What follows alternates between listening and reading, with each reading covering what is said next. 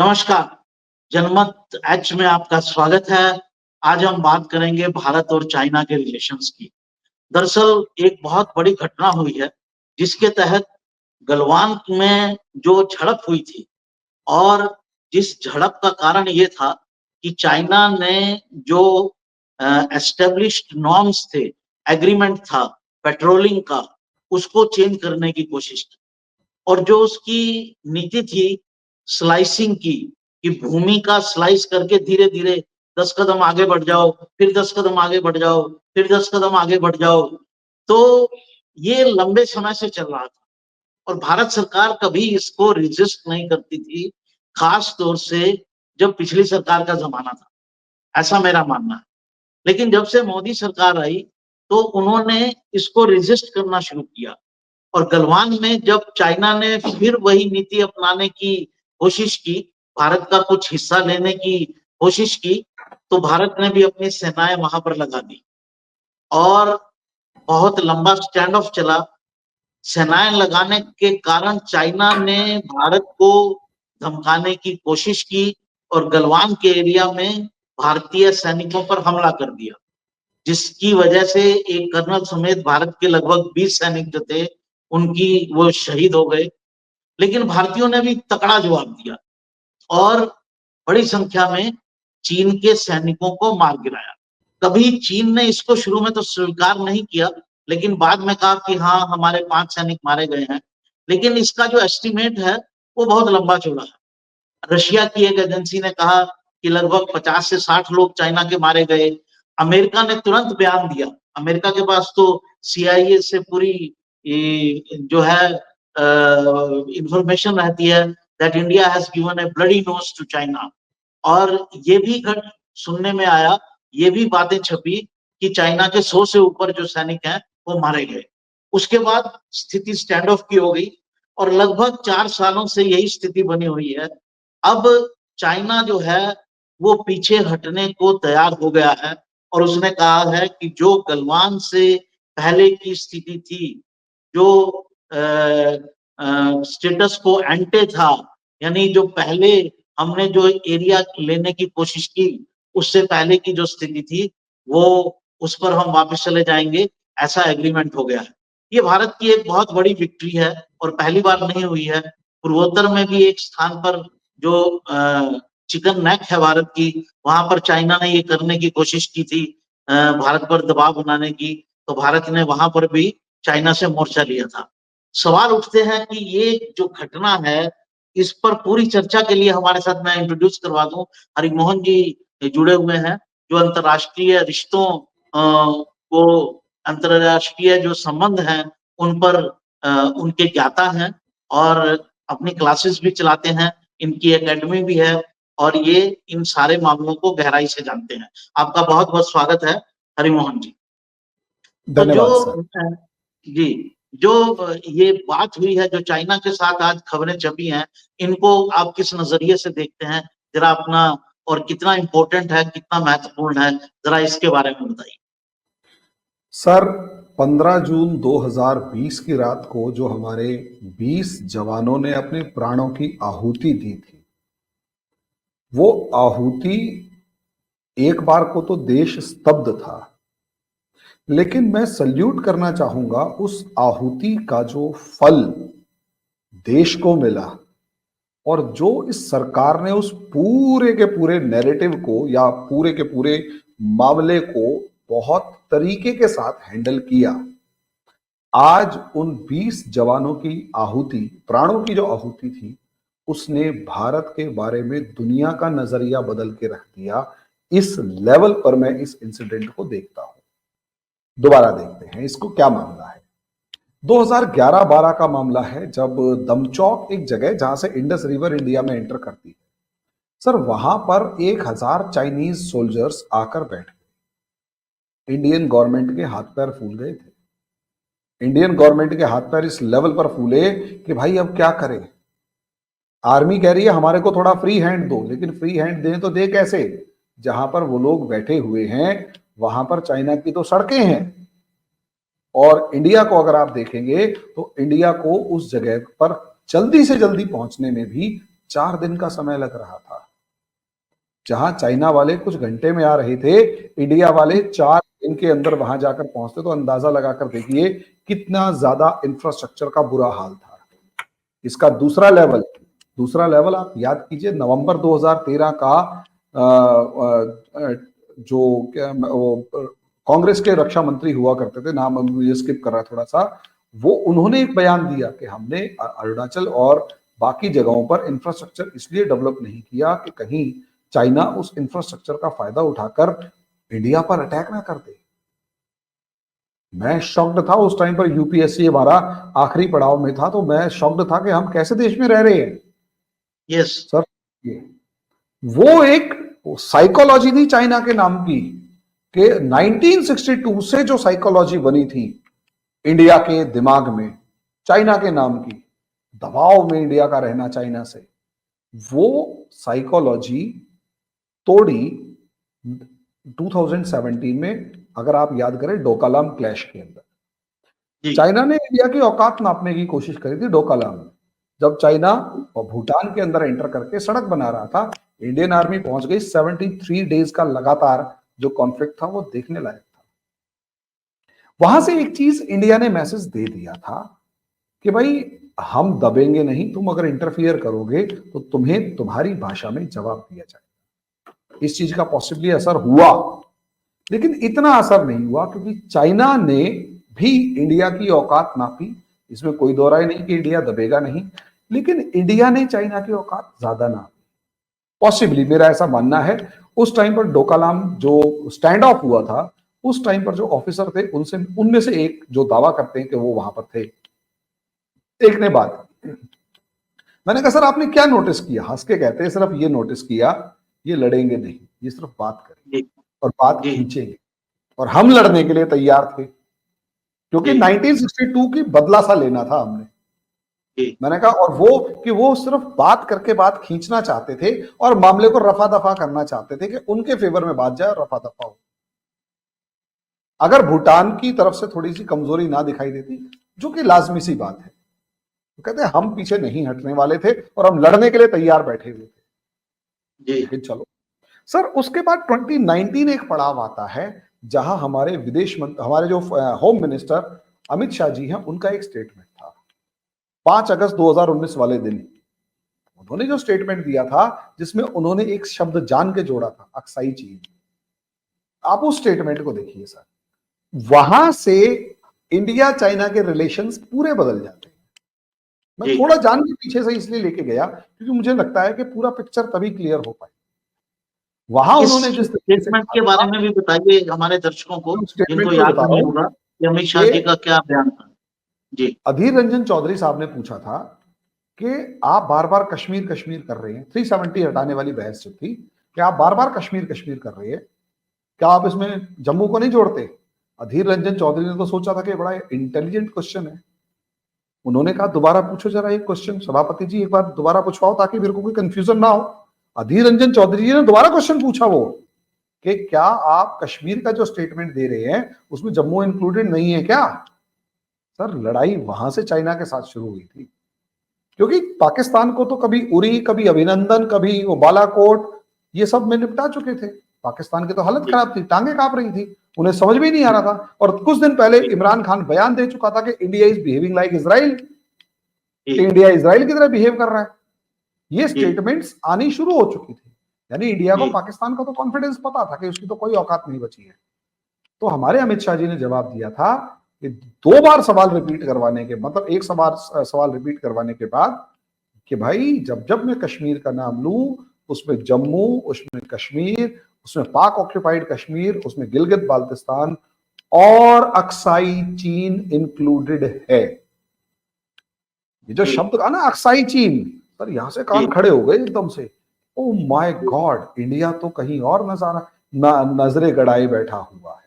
Sir, ये जो statement थी ना कि इंडिया कहीं और नजरे गड़ाए बैठा हुआ है, या इंडिया का दावा क्या है, वहां से आप देखेंगे एक तरफ पाकिस्तान को चाइना ने हथियार, गोला बारूद, पैसा, शिप्स, सब चीजें प्रोवाइड करनी शुरू की। पाकिस्तान तैयार से लड़ना पड़ेगा, क्योंकि अक्साई पे और पीओके दोनों पे कब्जा करने की तैयारी कर रही है। और दूसरी तरफ सर खुद उन्होंने खूब तैयारी करी। अब यही एक रीजन था कि जब इंडिया दौलत बेग ओल्डी से लेकर सारी वो जो दमचौक वगैरह वाली जो रोड्स है वो बना रहा था, डीओबी रोड्स वगैरह डेवलप कर रहा था, तो चाइना ने वहां पंगे लेना शुरू किया। लेकिन प्रॉब्लम ये थी, अगस्त के बाद चाइना पंगे नहीं ले सकता था क्योंकि वहां बर्फ वगैरह का मामला इस तरीके से था और इंडिया बहुत ज्यादा डोमिनेटिंग पोजीशन पर वहां था इंफ्रास्ट्रक्चर और सब चीजों को देखते हुए। हालांकि चाइना का इंफ्रास्ट्रक्चर सर जून में ही क्यों, क्योंकि जून में भरी गर्मी होती है और सप्लाई लाइन से लेकर हर चीज मेंटेन करने की जरूरत होती है, और तब तक शायद ये तैयारी कर भी चुका था चाइना। और 15 जून को वो क्लैश एकदम से दिखाई दिया, वो यही था कि चाइना जो है अपनी पोजीशन को कंसोलिडेट कर रहा है और जबरदस्ती आगे बढ़ के इंडिया को कह रहा है तुम ये नहीं करोगे, तुम वो नहीं करोगे। इंडिया ने रिटेलिएट किया, तो रिटेलिएशन के अंदर हमारे 20 सोल्जर्स शुरू में मारे गए, बाद में चाइना का नुकसान ज्यादा हुआ। लेकिन सर वहां से अब उस टाइम की बहस को याद कीजिए।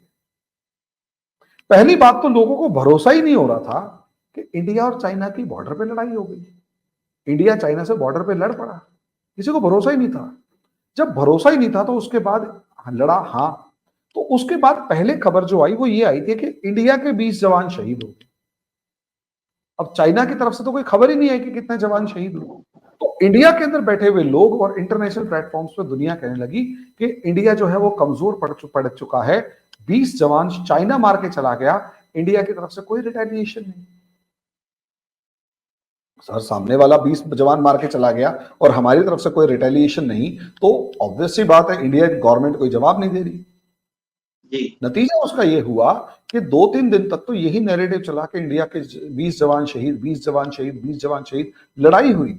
तो 17-18, अगर मैं तारीख को सही याद कर पा रहा हूं, अमेरिका की तरफ से बयान आया कि जितने एम्बुलेंस और हवाई जहाज और एयर एम्बुलेंस चाइना के जाते हुए दिखाई दिए हैं, उससे लग रहा है कि 40 से 45 चाइना के सोल्जर्स मारे गए।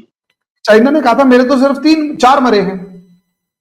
अमेरिका वो भी काफी बाद में कहा, वो भी काफी बाद में कहा कि मेरे तो सिर्फ 4 मरे हैं, लेकिन अमेरिका ने पहले ही कह दिया था भाई 40-45 मरे हैं। और ये चीज रशिया ने भी कंफर्म करी कि जो हमारे पास इंटरनल इनपुट है वो भी 40-45 बता रहा है। ताइवान ने भी कंफर्म किया कि 40-45 सोल्जर्स मरे हैं। बाद में वो फिगर कई जगह 100 आई, कई जगह 40-45 आई, लेकिन इसका मतलब ये था कि इंडिया ने ज्यादा जोर का झटका दिया, लेकिन प्रिपेयर्ड नहीं थे, तो नुकसान दोनों तरफ का हुआ, चाइना का ज्यादा हुआ। पहली बार कॉन्फिडेंट आया, लेकिन अब साहब चाइना वाले आगे आके बैठ गए। अब सलामी स्लाइसिंग इसी को कहते हैं कि भाई एक जगह आके बैठ गए, अब नहीं जाएंगे और धीरे धीरे धीरे धीरे कब्जा करेंगे।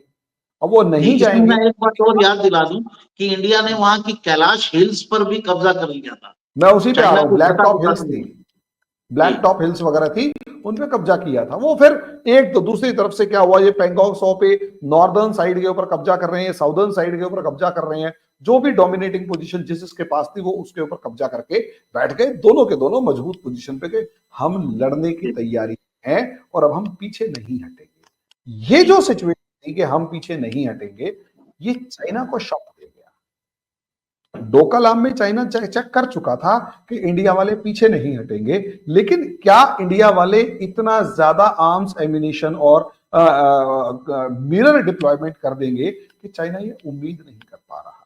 अब प्रॉब्लम ये है कि साहब सोचकर देखिए, वो मतलब इंडिया अपनी पोजीशन स्ट्रांग कर गया। फिर नैरेटिव क्या बनाया गया, अक्टूबर आ रहा है, सर्दियां आ रही हैं, इंडिया के सोल्जर्स इतनी सर्दी में -50 में 1 लाख के करीब सोल्जर्स के पास कपड़े नहीं हैं, जूते नहीं हैं, रहेंगे कैसे, कैजुअलिटीज बहुत ज्यादा होंगी, मतलब मौसम की मार के सामने इंडियंस नहीं खड़े रह पाएंगे और चाइना वाले खड़े रह पाएंगे। ये सब नैरेटिव था। इंडिया ने भी अपना वो टेंडर्स निकाले कि भैया जिसके पास जो जो कपड़े सारे भेजो जरा। पोलैंड से वो ठंड वाली वो मतलब सूट मंगाए गए -50 डिग्री के अंदर, शूज मंगाए गए और दबादब। सर अक्टूबर से उम्मीद नहीं थी कि इंडिया खड़ा रह पाएगा। सर यहां तक हमने नैरेटिव देखा था पूरी दुनिया के अखबारों में कि क्या इंडिया इतनी बर्फ में 1 लाख लोगों को -50 डिग्री टेम्परेचर के अंदर खाना दाना पानी पहुंचा पाएगा? क्या इसके जी सोल्जर्स खड़े रह पाएंगे? जी सर ये नैरेटिव था। उसके बाद हमारे को सोनम वांगचुक जो है उसने वो हीटेड टेंट बना दिए, सब चीजें बनाकर खड़ा कर दिया कि भाई अंदर भी टेम्परेचर जो है वो 25-30 डिग्री के आसपास रहेगा, सोल्जर्स जो है वो पोजीशन अच्छी मजबूत रखेंगे, जनरेटर्स वगैरह काम करेंगे, सब चीजें। वो पहला झटका था जो इंडिया ने उस कॉन्फ्लिक्ट के बाद झेला, और उसका पॉजिटिव सिग्नल गया सर, नेगेटिव नहीं गया। पॉजिटिव सिग्नल ये गया कि हां इंडिया खड़ा रह सकता है। जी ये था एक टर्निंग पॉइंट, इंडिया की पोजीशनिंग, चाइना की सलामी स्लाइसिंग का जवाब कि हम बात तब तक हम बात करेंगे, वो बात करने आते हम भी करते हैं, वो बात करने आए फिर हमने कर ली। सर 19 राउंड्स ऑफ टॉक्स हुई हैं, 19-20 डायरेक्ट जो ऑफिशियल है, उसके बाद अनऑफिशियल टॉक्स तो कितनी हुई है पता नहीं है। जी लेकिन इंडिया ने उसके बाद जो चाइना के ऊपर इकोनॉमिक अटैक्स करने शुरू करे, चाहे टिकटॉक बैन हो गया, चाहे वो एप्स बैन हो गई, चाहे ओप्पो वीवो के ऊपर दबाव बनाना शुरू किया, चाइनीज कंपनीज को पकड़ पकड़ के धोना शुरू किया, सर ये अपने आप में गजब था। ये चीज हर किसी को समझ में नहीं आई। मैं उस चीज को जो नोटिस कर रहा था, मुझे ये समझ में आया कि इंडिया की जो पोजीशनिंग है वो बहुत स्ट्रांग है। जी बाकी कोई समझे या ना समझे, मुझे समझ में आ रहा था कि इंडिया की पोजीशनिंग बहुत स्ट्रांग थी, और उसका जी नतीजा हमें अब देखने को मिल रहा है। सर यस चाइना ने 1 साल तक तो ऐसे दिखाया, पोजीशन किया कि हम पीछे हटने वाले नहीं है, इंडिया को जाना पड़ेगा। उस जी 1 साल के अंदर अक्टूबर से लेकर मार्च तक, अक्टूबर 2020 से लेकर मार्च 2021 तक अगर आप देखेंगे तो एक चीज क्लियर वर्ड्स में समझ में आ गई कि सर वहां पर इंडिया के सोल्जर्स, जिनको सियाचिन ग्लेशियर से लेकर लेह लद्दाख तक के अंदर खूब एक्सपीरियंस था ठंड, ज्यादा से ज्यादा ठंड के अंदर रहने का, सर चाइना के सोल्जर्स हर 15 दिन में चेंज हो रहे थे, चेंज करते हैं, चेंज किए। लगातार चेंज हो रहे थे। तो इंडिया जी की जो आर्मी है उसकी स्ट्रेंथ और पाकिस्तान चाइना की आर्मी की स्ट्रेंथ के बीच में लोगों को डिफरेंस नजर आ गया, और दुनिया ने देखा कि इंडिया तो मजबूत खड़े हुए हैं और पाकिस्तान चाइना जो है वो घबराया हुआ है। उसके साथ याद कीजिए, उसके उसी टाइम पर एक फोटो भी आई थी, चाइनीज सोल्जर्स बच्चों की तरह रोते हुए नजर आ रहे थे। यस वो बहुत जबरदस्त फोटो थी, उसने चाइना यस की डीमोरलाइज्ड स्टेट को दिखाया कि इनकी हालत जी बहुत खराब हो चुकी है। जी चाइना को वहां समझ में आने लग गया, जब बार बार चेंज करना पड़ रहा है, और वो कौन सी कांग्रेस, वो क्या नाम है, जो एक कंपलसरी मिलिट्री सर्विस वाले सोल्जर्स हैं, उन्होंने आने से मना कर दिया और प्रॉब्लम क्रिएट हो रही है। तो वहां पर इंडिया की पोजीशन स्ट्रांग, आप देखेंगे तभी से इंडिया ने इकोनॉमिक स्टेप्स भी उठाए, इंडिया ने फ्लाइट्स भी बंद कर दी चाइना के साथ, इंडिया ने क्या नाम है जो भी आर्म ट्विस्टिंग हो सकती थी की लिमिटेड नंबर पे ट्रेड बढ़ाया। लेकिन सर ये ट्रेड भी कौन से वाला बढ़ाया, रॉ मटेरियल आ रहा है, इंग्रेडिएंट्स आ रहे हैं, या फिर मशीनें आ रही, फिनिश्ड प्रोडक्ट्स नहीं आ रहे। अगर हम $118 बिलियन के उस ट्रेड को देखेंगे तो उसमें फिनिश्ड गुड्स नहीं है, मशीनरी है या जी रॉ मटेरियल या जी स्पेयर पार्ट्स, जी बाकी सारे काम इंडिया खुद कर रहा है। जी ये चीज भी दुनिया को अपील करती है कि पूरी दुनिया को लगा कि हाँ चाइना का अल्टरनेट बनने का एक कंट्री में दम है। वियतनाम में जी नहीं था, लोग जी पहले वियतनाम को अल्टरनेट समझने लग गए थे, लेकिन जी वियतनाम को अल्टरनेट समझने से पहले वियतनाम ने प्रॉब्लम क्या क्रिएट करी, वियतनाम की गवर्नमेंट चाइना के साथ गलबहियां डालने लग गई, वो एक है ना बहुत अच्छा वाला प्यार भरा रिलेशन दिखाने लग गई। दुनिया जी कहती है यार इसने तो अमेरिका के सामने, हरियाणा में कहते हैं ना छेड़ दिया। चलिए, ये तो हम इकोनॉमिक साइड पे चले गए। मैं हम जरा 2 मिनट इसको उसी में आ रहा हूं सर, मिलिट्री साइड पे और स्ट्रेटेजिक उसी साइड पे मिलिट्री रखते हैं। साइड पे आ रहा हूं, 2 मिनट। जब जी दुनिया में सर, दुनिया में कॉन्फिडेंस बढ़ा, दुनिया ने जी इंडिया में इन्वेस्टमेंट करना शुरू किया, ये जो जी इन्वेस्टमेंट था और अमेरिकन कॉन्फिडेंस बढ़ने लगा, तो आप देखेंगे अमेरिका और इंडिया के बीच में जो ट्रेड डील्स हैं, मिलिट्री जो वेपन्स की डील्स हैं वो बढ़ने लगी। जी चाहे आप बाकी हेलीकॉप्टर्स देखें चाहे कुछ भी देखें, बहुत सारी डील्स बढ़ने लगी, उसका असर दिखाई जी दिया।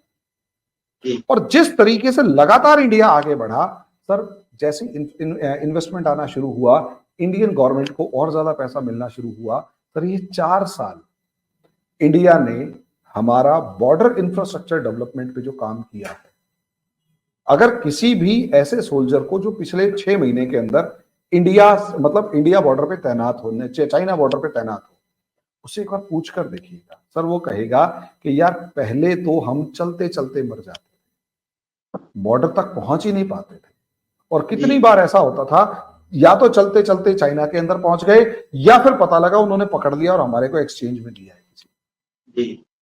और आज अब हालात हम ये लास्ट है पॉइंट कि तक बाय मोटर जा सकते हैं, मोटरेबल रोड्स हैं हमारी। सर लास्ट लास्ट पॉइंट तक पहुंच सकते हैं, लास्ट यस पॉइंट तक पहुंच सकते हैं, और बहुत अच्छे लेवल पर, जबकि हेयर स्ट्रेन टेरेन है। और कुछ जी हमारे यहाँ के लोग लड़के जो हैं, वो गांव देहात का जो लड़का होता है वो वैसे ही मजबूत होता है। और उसके जी बाद उसको अगर मोटर व्हीकल पे पहुंचा दोगे, तो उसके बाद एक वीडियो और वायरल हुई थी, वो जी गॉगल्स वगैरह पहने हुए लड़के और 4 चाइना के, वो मतलब इंडियन सोल्जर्स है, वो 4 चाइना वालों को थप्पड़ मार मार के कह रहा है, ओए जी गोलगप्पे खाएगा। जी। हरिमोहन जी ये थोड़ा जो आगे कॉन्फिडेंस, बढ़ते हैं। यस ये सर, जो नैरेटिव बनाया गया कि इंडियंस नहीं लड़ पाएंगे, नैरेटिव जो है इसका बिल्कुल उल्टा हो गया कि चाइनीज नहीं लड़ पा रहे हैं उन हाइट्स पर, इंडियंस तो बड़ी मजबूती से खड़े हैं। एक तो ये नैरेटिव बना, मेरा मानना है। एक कि चाइना को टेक ऑन किया जा सकता है और भारत पुश ओवर नहीं है, ये नैरेटिव बना। और एक तीसरा नैरेटिव जो है वो इंटरनेशनल है।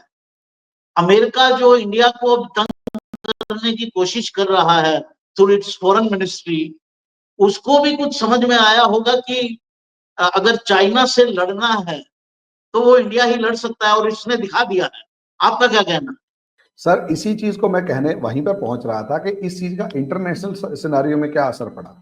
भाई डोमेस्टिक में तो इकोनॉमिक इन्वेस्टमेंट आई, हमारी गवर्नमेंट का कॉन्फिडेंस बढ़ा, बॉर्डर इंफ्रास्ट्रक्चर डेवलप होना शुरू हुआ, लोगों को गवर्नमेंट पे कॉन्फिडेंस आना शुरू हुआ, यार पीछे नहीं ये हटे। लेकिन सबसे ज्यादा असर पता है क्या हुआ सर? सबसे ज्यादा असर ये हुआ अमेरिका के ऊपर। अमेरिका किसी टाइम पर इंडिया की आर्म ट्विस्टिंग अलग अलग लेवल पर कर रहा होता था, जी इस बार अमेरिका पन्नू से आगे नहीं बढ़ पा रहा।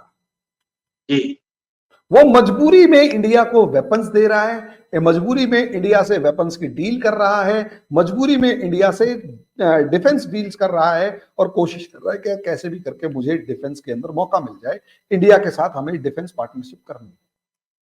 जी लेकिन पन्नू के अलावा वो इंडिया के को किसी मामले में दबा नहीं पा रहा, क्योंकि इंडिया ने दिखा दिया कि चाइना के अगेंस्ट तो जिस पार्टनर को ढूंढने की कोशिश कर रहा है, इंडिया के अलावा तेरे पास दुनिया में कोई दूसरा पार्टनर नहीं है, और उसके लिए तुझे हमारी शर्तों पर चलना पड़ेगा। यानी जी चाइना के सामने खड़े होकर इंडिया ने अमेरिका से अपनी शर्तें मनवा ली।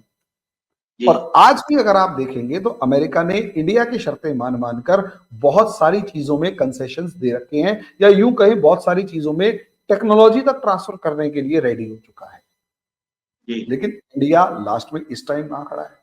सर ये जो भी कल एग्रीमेंट हुआ है ना, सॉरी मैं लास्ट में पहुंचा हूं इस टॉपिक पे, लेकिन पीछे से अगर हिस्ट्री का मास्टर होने की जी वजह जी, से बिल्कुल जब तक जरूरत हम होती है, पढ़े ना ढूंढने बैकग्राउंड की मजा नहीं। जरूरत है। जी तो सर हुआ ये कि इसके अंदर अगर लास्ट में देखेंगे, कल जो ये एग्रीमेंट से खबरें आई कि जी अप्रैल मई 2020 से पहले जो पोजीशन थी और जहां जहां पेट्रोलिंग हो रही थी, वो सारी पेट्रोलिंग पॉइंट्स पर दोबारा इंडियन आर्मी जा सकती है। सर हमें जी ये मानना चाहिए कि ये इंडियन गवर्नमेंट की इतनी बड़ी विक्ट्री है, इतनी जी बड़ी विक्ट्री है कि आप और जी कोई भी अंदाजा नहीं लगा सकता। कॉमन मासेस में बिल्कुल क्या मैसेज आएगा कि पीछे हटा बिल्कुल। चाइना, जी पीछे हटा चाइना, घबराया राइट। चाइना, क्योंकि उसके पास रास्ता नहीं बचा था, जी रास्ता बिल्कुल नहीं बचा था। और जी इंडिया जो है वो अपनी कंफर्टेबल पोजीशन पे था। सर सोचकर देखिए, एससीओ की मीटिंग में जी उनके विदेश मंत्री आते हैं और हमारे विदेश मंत्री जाते हैं कजाकिस्तान के अंदर, जी वो इंडिया के विदेश मंत्री से मिलने का डायलॉग, बायलेटरल डायलॉग करने का टाइम मांगते हैं। इंडिया वाले कहते हैं टाइम नहीं है, पहले फौजी पीछे हटाओ, बाद में बात करेंगे। जी ये एटीट्यूड, ये जी वाला एटीट्यूड आप सोचकर देखिए, इंडिया में 2014 से पहले कब। जी बिल्कुल सर आप बिल्कुल। ज्यादा एक्सपीरियंस हैं, लेकिन मुझे याद नहीं आता, मिमियाते हुए जा रहे थे। जी आज अगर आप देखेंगे तो कहां मिमियाते हुए जा रहे हैं, वो मिमिया रहे हैं। जी। सर और क्या चेंज चाहिए? अब ये तो एक है सवाल नहीं मैं और कि शी उठाना जिनपिंग चाहूंगा मोदी के हरिमोहन घर में जी, आकर रोटियां क्योंकि बनाएगा। समय की बाध्यता है, एक सवाल और उठाता हूँ कि India is a emerging power.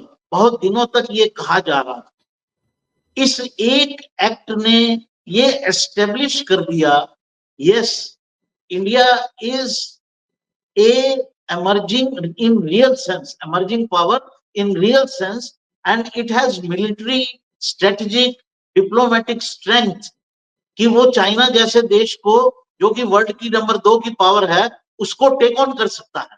तो हम अगर नंबर 2 की पावर को टेक ऑन कर सकते हैं, नंबर 1 की पावर को टेक ऑन कर सकते हैं, अमेरिका को उसके दबाव में नहीं आ रहे हैं, तो हम भी एक पावर हैं। इस बात ने जो चाइना के साथ हुई, इस बात को भी एस्टेब्लिश कर दिया। आपका क्या कहना है? सर इसे अगर हिस्ट्री से देखें तो 2008 में क्या हुआ था, आपको याद कीजिए 26/11 हुआ था। जी तो सर 26/11 के बाद इंडिया की जो आर्मी थी वो बॉर्डर पे गई थी, लेकिन जहां तक मुझे याद है 15 दिन लगे थे इंडियन आर्मी को अपने बॉर्डर पे पहुंचने के लिए, पोजीशन लेने के लिए 15 डेज। और अमेरिका में एक रिपोर्ट पब्लिश हुई थी, उस रिपोर्ट में मजाक बनाया गया था, slowest army of the world, जी snail army of the world, ऐसी ऐसी हेडिंग डाली गई थी। जी वो असलियत में आर्मी धीरे नहीं थी, गवर्नमेंट की डिसीजन मेकिंग प्रोसेस धीरे था। जी और वो इतना धीरे था और गवर्नमेंट का कॉन्फिडेंस इतना लो था, गवर्नमेंट की कंफ्यूजन इतनी साफ दिखाई दे रही थी कि उन्हें पता ही नहीं था करें तो करें क्या। यही रीजन था बॉर्डर तक पहुंचने में 15 दिन लग गए थे। और उसके बाद दुनिया के प्रेशर को झेलते झेलते, झेलने की वजह से या उसकी वजह से जो घबराहट आई, वो एक लेवल ही अलग था। जी अब आज का पॉइंट, आज अब ये जो 2020 में हुआ, ये इंडिया के कॉन्फिडेंस को दिखा रहा है, गवर्नमेंट के डिसीजन मेकिंग पावर को दिखा रहा है, आर्मी के डिप्लॉयमेंट को दिखा रहा है, और आर्मी के डिप्लॉयमेंट के लिए जो इंफ्रास्ट्रक्चर एक्सट्रीम सिचुएशंस में प्रिपेयर किया गया उसको दिखा रहा है, और इंडिया की इकोनॉमिक और मिलिट्री स्ट्रेंथ को दिखा रहा है, और पूरी की पूरी डिसीजन मेकिंग, मतलब एक जिसे कहते हैं कि आप रिजिडिटी को दिखा रहा है कुछ मामलों में, कि भाई देखो देश का मामला आएगा तो 1 लाख सैनिक 4 साल खड़े हुए हैं, कोई उखाड़ नहीं पाएगा उनको, हम बराबर की बात करें ये चीज, और उसमें भी दुश्मन पीछे हटा है, तो ये एक तरीके की विक्ट्री है हमारी। और यही विक्ट्री है। विक्ट्री दुनिया में बता रही है कि हाँ हम, यू कांट, अभी मोदी जी ने कल परसों दिया था एनडीटीवी के ऊपर बयान कि you can't take us as granted, yes, you can't take us आज एज भी एक ग्रांटेड, बयान हमारे आया को है कि हम हल्के में अपने ना जो ले। डिप्लोमेटिक डिसीजंस हैं वो इंडिपेंडेंटली लेंगे। इस तरह से मिलता जुलता बयान आज दिया है मोदी जी ने। तो उसका मतलब यही है ना कि सर हमने बड़ी से बड़ी पावर्स को निपटा दिया है या उसको कंट्रोल करा है, उसको काउंटर ढंग से किया है, और हमारे अंदर इतना कॉन्फिडेंस है कि हम अपने डिसीजंस खुद लें। ये वैसे एक तो बहुत आपने बड़ा इस बात को भी मैसेज है। कहा कि ये it is a military victory, but मैं आपसे इस पर रिकन्फर्मेशन चाहता हूं कि is it A military victory in real military sense? Postering की विक्ट्री तो है ही सर। देखिए एक्चुअली स्ट्रेंथ जो है अभी दिखाई नहीं कि हमने दो दो हाथ किए हों, हमारे वेपन्स, हमारी स्ट्रेटेजी, लेकिन जितना दिखाई दिया उसमें दोनों के कॉन्फिडेंस में। और देखिए क्या होता है ना, यहां पर जियो पॉलिटिकल सिनारियो के अंदर डिप्लोमेसी भी इंपॉर्टेंट मैटर कर रही है। चाइना की डिप्लोमेटिक फेलियर था, चाइना अपने पॉइंट को कभी भी ढंग से रख ही नहीं पाया, और इंडिया ने बहुत मजबूती के साथ अपने इस पॉइंट को रखा, और माने या ना माने दुनिया में चाइना अकेला पड़ गया। जिद्दी है वो एक अलग मैटर है, जिद पे अड़ा हुआ था कि मैं तो नहीं हट रहा, वो एक अलग मैटर है। सर डोमेस्टिकली भी अगर देखेंगे वो तो चलो ठीक है, चाइनीज मीडिया कंट्रोल में चाइना के रहता है, वरना इस विक्ट्री के मतलब इस इंसिडेंट के बाद अगर ये वाला इंसिडेंट इंडिया में या अमेरिका में होता ना सर, तो जितनी फजीहत होती किसी भी कंट्री की, वो आप और हम समझ सकते हैं। जनता सड़कों पे आ जाती कि तुमने हमारी कंट्री की इंसल्ट करवा दी। लेकिन चाइना की डोमेस्टिकली तो बहुत प्रॉब्लम क्रिएट कर सकता है ये, और इंडिया के डोमेस्टिकली बहुत पॉजिटिव जा रहा है कि यार चाइना को पीछे हटा। जी जी, तो सर ये एक बड़ी विक्ट्री है मेरे हिसाब से, ये लेकिन बड़े मिलिट्री स्ट्रेंथ के हिसाब से कि क्या है कि ये इंडिया की मिलिट्री के मोराल की यस विक्ट्री तो कम से कम है ही है। यस सर, कि मोराल जो है वो कॉन्फिडेंस कॉन्फिडेंस जो है ये दिखा रहा है, और कल को अगर कुछ दो दो हाथ हुए भी तो उसमें इंडियन आर्मी रत्ती भर भी पीछे नहीं हटेगी, ये कॉन्फिडेंस इनका साफ तौर ये पर बात नजर आ दिखा दिया इंडिया ने। जी यस सर। जी, इसका पूरी दुनिया पर असर पड़ेगा दर्शकों, क्योंकि चाइना जो है वो ताइवान से भी पंगा लेता है, जापान से भी पंगा लेता है, और छोटे छोटे जो भी उसके देश हैं, जितने देशों से उसकी बाउंड्री लगती है, उनसे ज्यादा देशों से उनका बाउंड्री का पंगा है। और अब उसको ये बात क्लियर हो गई है कि अगर वो ताइवान से भी पंगा लेगा तो उसको इस बात का भी ध्यान रखना है कि उसकी बैक में इंडिया भी बैठा है, और उसने कहीं अपना स्क्रू टाइट कर दिया तो ताइवान में भी मुश्किल होगी। तो इसके इंटरनेशनल इम्पैक्ट्स होंगे भारत के लिए भी, चाइना के लिए भी, और पूरी दुनिया के जो डिप्लोमेटिक रिलेशंस हैं या मिलिट्री रिलेशंस हैं उनके ऊपर। तो ये था हमारा आज का एपिसोड। हमको हरिमोहन जी ने आपको ज्ञान दिया और सारी चीजों को एक्सप्लेन करके बताया। आपका बहुत बहुत धन्यवाद, आप हमारे साथ जुड़े। मित्रों, अगर हमारा एपिसोड पसंद आया हो तो इसे सब्सक्राइब कीजिए, लाइक कीजिए। फिर मिलते रहेंगे। नमस्कार, धन्यवाद। धन्यवाद सर।